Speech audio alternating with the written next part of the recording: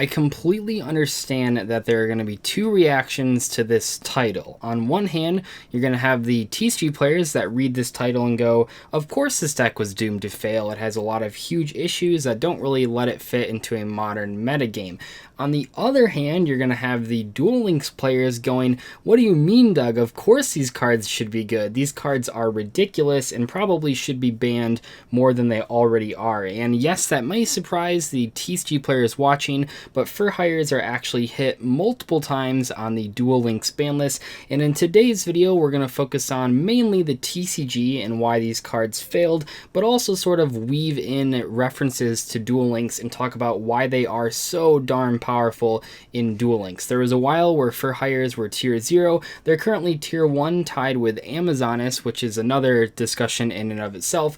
But let's talk about Fur Hires today. So first off, what makes Fur Hires good in just a general sense? The main idea of a Fur Hire strategy is in two plays. The first play is normal summoning a lower leveled Fur Hire monster, and all of these have the same special summon effect, and that lets you special summon another Fur Hire monster from your hand, and then also when they're on the board and you special summon another Fur Hire monster, it triggers their on-field effect. In the case of a card like Beat, which is the best Fur Hire monster by far, this triggers a search effect for another Fur Hire, letting you search anything. There's also Fur Hires to draw cards and blow up cards, either face up or face down.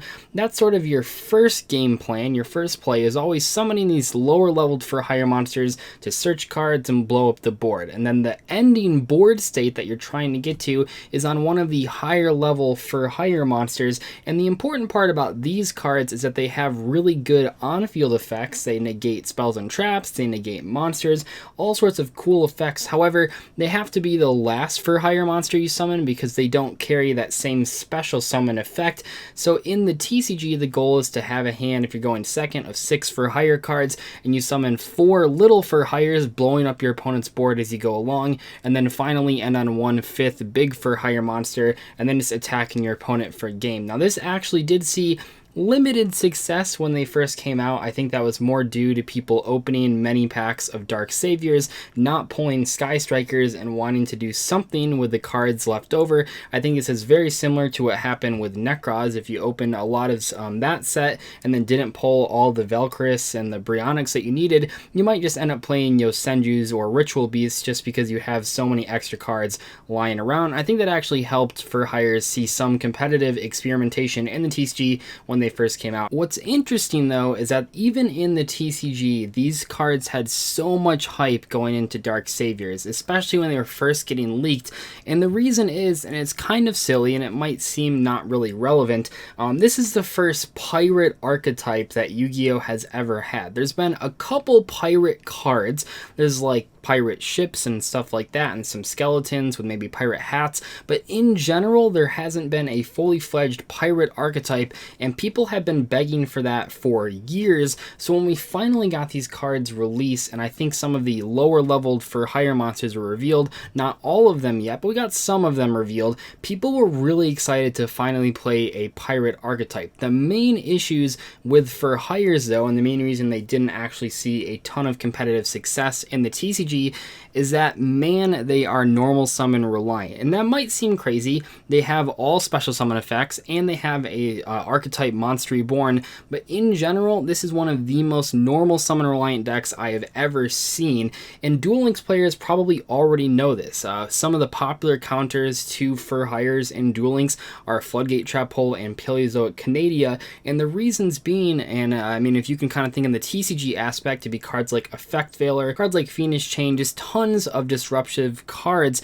actually deal with Fur Hires so well, it just makes the deck unplayable. If your opponent normal summons a Fur Hire monster and you stop the effect, their turn ends every single time. Even in Duel Links, that's the main way to beat this deck, is just stop their normal summon. Now, after they get a board set up, if you destroy it, they can use cards like Mayhem Fur Hire to actually bring back their board and have some extra extenders. But this deck basically has no extenders besides Mayhem, and that is a big deal and the biggest thing keeping them from being competitive in the Yu-Gi-Oh! TCG.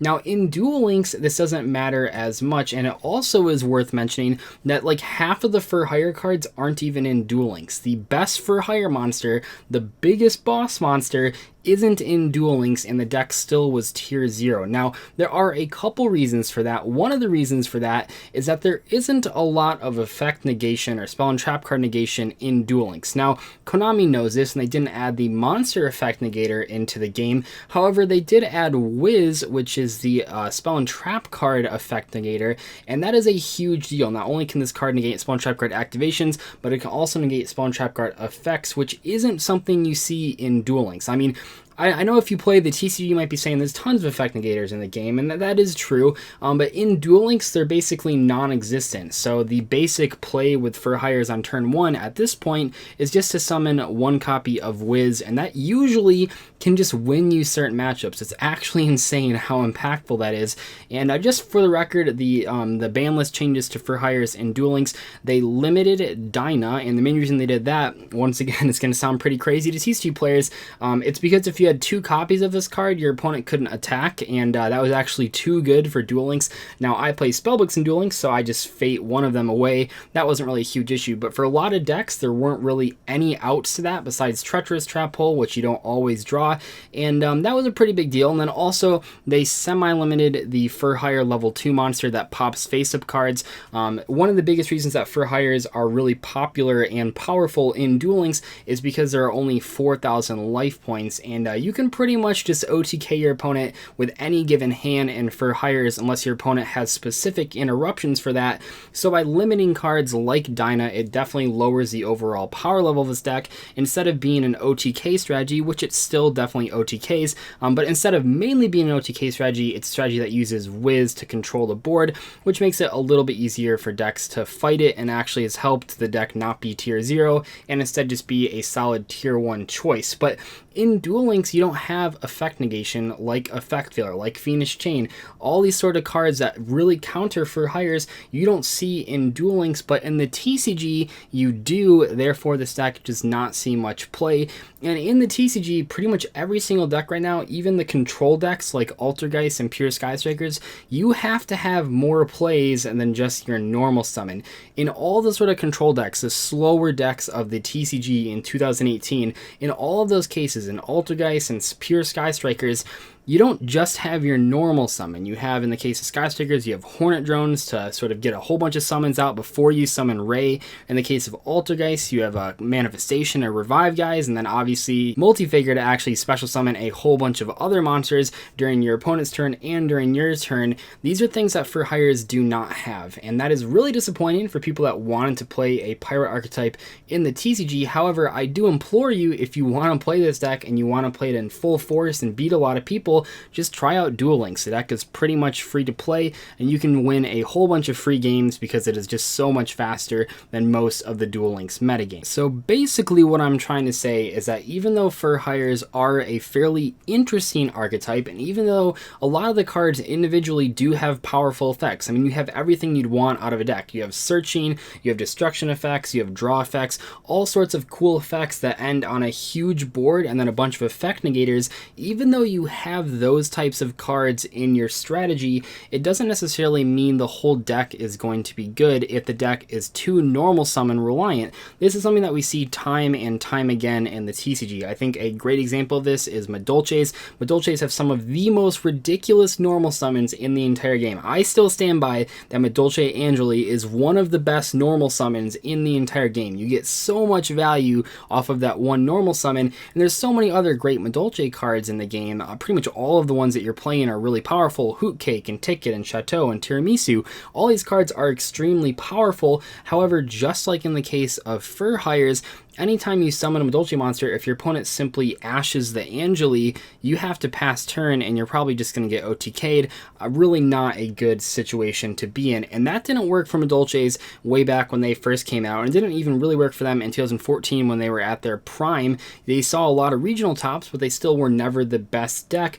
So how the heck are for hires going to deal in a 2018 metagame with pretty much the same idea, where they have a really powerful sequence of plays if you you can get that first normal summon off. However, in 2018, we have 1,000 counters to that, and that's really disappointing. And also another thing that's sort of keeping them down is that in the TCG, they're a lot less consistent, because even though they do have some searching in the form of Beat, Blazeman for hire, that is not easy to draw in a 40 card deck when you're comparing it to the 20 card deck of Duel Links. Anyway, hopefully you guys enjoyed this sort of double discussion on a deck that is very popular in Duel Links but not popular at all in the TCG. And if you only play one of these two formats, I hope it was interesting to actually hear about how the thing works on the other end of the pond. I think it's pretty cool that a deck that didn't see any play in the TCG pretty much actually is one of the most played decks in Duel Links. I think that's pretty much my favorite thing about Duel Links. It definitely has its issues, but one of the cool things about it is that it makes unplayable archetypes in the TCG tier 1 decks in that format. Anyway though, thank you guys so much for watching. I will see you later. Let me know if you have any other suggestions for these types of videos. I've made a couple already. We did the Hey Trune video, we did the Wall Disruption video. I thought it'd be really cool to look at a archetype, like a whole archetype, like for hires. I thought that'd be a pretty interesting way to sort of tackle this situation. I will see you guys later though. Thank you so much for watching. Bye.